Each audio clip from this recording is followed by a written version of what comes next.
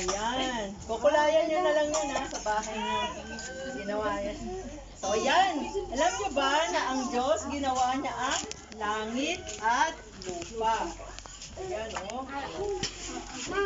Tapos, ginawa niya ang puno at saka mga hayop. Ayan, yung mga alaga ng mga hayop man o. Ayan o. Batan niyo, kuping.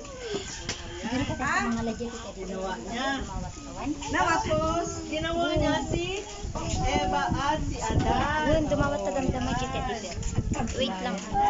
Horse. Ay, horse. Dawatan ng horse. Tapos nun, si Eva at si Adan ay sinabihan na okay, kayo ang mamumuno dito sa Tumawat na mundo. damdamay ng horse. One. Pero huwag niyong kakainin yung prutas na nandun. Sabi ng Diyos sa kanila. Opo, sabi nila. Pero, isang araw, dumating ang isang ahas at sabi niya gano'n, uy, kainin mo na yung prutas. Kainin mo na yung prutas para magpatulad ka ng Diyos. Si Eva naman, kinain niya. Binigyan pa agad. At mula noon, nagkaroon ng kasalanan. Sa palagay niyo, bakit nagkaroon ng Pasko? Sinilang si Jesus. Anong pangalan mo, baby? Jonalyn. O, sabi ni Jonalyn, kaya may Pasko, sinilang si Jesus. Ayan, tama siya. Ayan o, di ba? Nagkakaroon na ng lighting dyan sa Bangged. Sinilang si Jesus. Ayan, nagkaroon ng...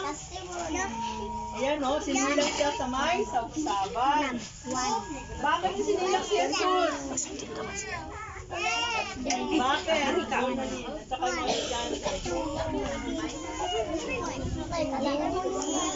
ha? Para magkaroon ng kaligtasan. Yan.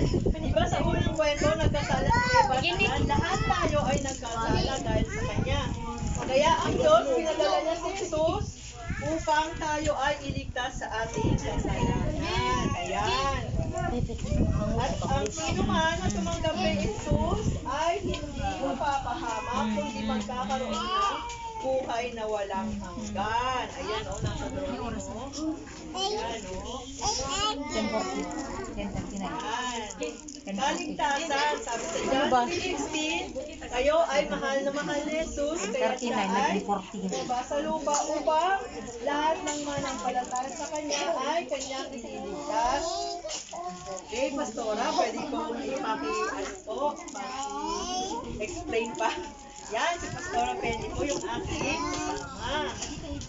May bagagsapan.